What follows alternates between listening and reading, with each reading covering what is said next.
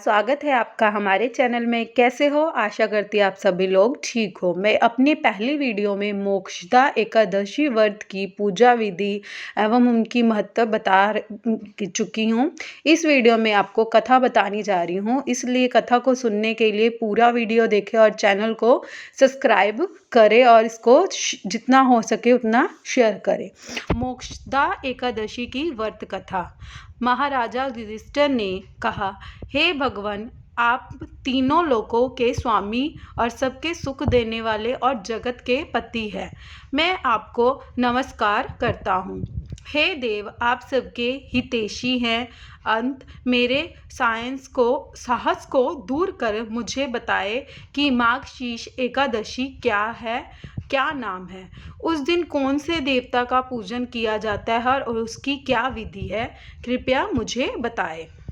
भक्तवत्सल भगवान श्री कृष्ण कहने लगे कि धर्मराज, तुमने बड़ा ही उत्तम प्रश्न किया है। इसके सुनने से तुम्हारे यश संसार में फैलेगा। माघशीर्ष शुक्ल एकादशी अनेक ही पापों को नष्ट करने वाली है। इनका नाम मोक्षदा एकादशी है। इस दिन दामोदर भगवान की धूप दीप नैवेद्य आदि भक्ति पूर्वक से पूजा करनी चाहिए। अब इस विषय में मैं एक पुरानी कथा कहता हूँ। गोकुल नाम के नगर में एक विखानासक नाम का राजा था, राज्य करता था। उसके राज्यों में चारों वेद की ज्ञात ब्राह्मण रहते थे। वह राजा अपनी प्रजा को पुत्रवत पालना करता था। एक बार रात्रि में राजा ने एक सपन देखा जिसके उसके पिता नरक में है। उसने बड़ा आश्चर्य हुआ। प्रातःकाल वह विद्वान में ब्राह्मणों के पास गया और अपना सपन सुनाया। कहा, मैंने अपने पिता को नरक में कष्ट उठाते देखा है। उन्होंने मुझे कहा कि हे पुत्र, मैं नरक में पड़ा हूँ, यहाँ से तुम मुझे मुक्त कराओ। जब मैंने यह वचन सुने तब मैं बहुत ही बेचैन हूँ, चिंतित में बड़ी ही अशांति हो रही है।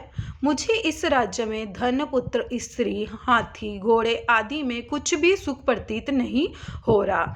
क्या करूं? राजा ने कहा, हे ब्राह्मण देवताओं, इस दुख के कारण मेरा सारा शरीर जल रहा है। अब आप कृपा करके कोई तप, दान, व्रत आदि ऐसा उपाय बताइए जिससे मेरे पिता को मुक्ति मिल जाए। उस पुत्र का जीवन व्यर्थ है जो अपने माता पिता का उद्धार ना कर सके। एक उत्तम पुत्र जो अपनी माता पिता तथा पूर्वजों का उद्धार करता है, वह 1000 मूर्ख पुत्र के अच्छा है। जैसे एक चंद्रमा सारे जगत में प्रकाश देता है परंतु हजारों तारे नहीं कर सकते। ब्राह्मणों ने कहा, हे राजन, यह पास ही भूत भविष्य वर्तमान के ज्ञात पर्वत ऋषि आश्रम है। आपकी समस्याओं का हल वह जरूर करेंगे। यह सुनकर राजा मुनि के आश्रम पर गया। उस आश्रम में अनेक शांत चिंतन योगी और मुनि तपस्या कर रहे थे। उसी जगत पार्वत मुनि बैठे थे। राजा ने मुनि को साष्टांग दंडवत किया और मुनि ने राजा से कुशलता से समाचार लिया। राजा ने कहा, हे महाराज, आपकी कृपा से मेरे राज्य में सब कुछ कुशल है, लेकिन अकस्मात मेरा चित्त में अत्यंत अशांति होने लगी है। ऐसे सुनकर पर्वत मुनि ने आंखें बंद की और भूत विचारने लगा। फिर बोले, हे राजन, मैंने योग बल से तुम्हारे पिता के कुकर्म के जान लिया है। उन्होंने पूर्व जन्म में कामातुर होकर एक पत्नी की रात्रि दी, किंतु सौत के कहने पर दूसरी पत्नी को ऋतुदान मांगने पर नहीं दिया। उसी पापी कर्म के कारण तुम्हारे पिता को नरक में जाना पड़ा। तब राजा ने कहा, इसका कोई उपाय बताइए। मुनि बोले, हे राजन, आप माघशीर्ष एकादशी का एक उपवास करें और उस उपवास के पुण्य को अपने पिता का संकल्प कर ले। इसके प्रभाव से आपके पिता ही अवश्य नरक से मुक्ति होगी। मुनि ने ये वचन सुनकर राजन महल में आया और मुनि कहनों के अनुसार कुटुंब सहित मोक्षदा एकादशी की व्रत किया।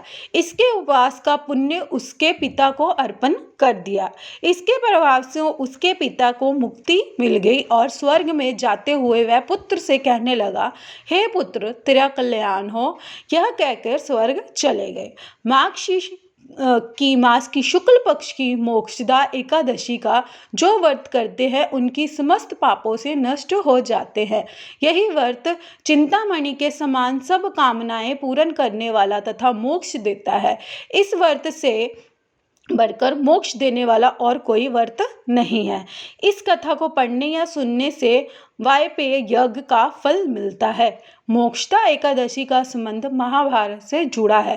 पौराणिक मान्यताओं के अनुसार माघ शुक्ल पक्ष की एकादशी तिथि को भगवान श्री कृष्ण ने अर्जुन जी को गीता का उपदेश दिया था।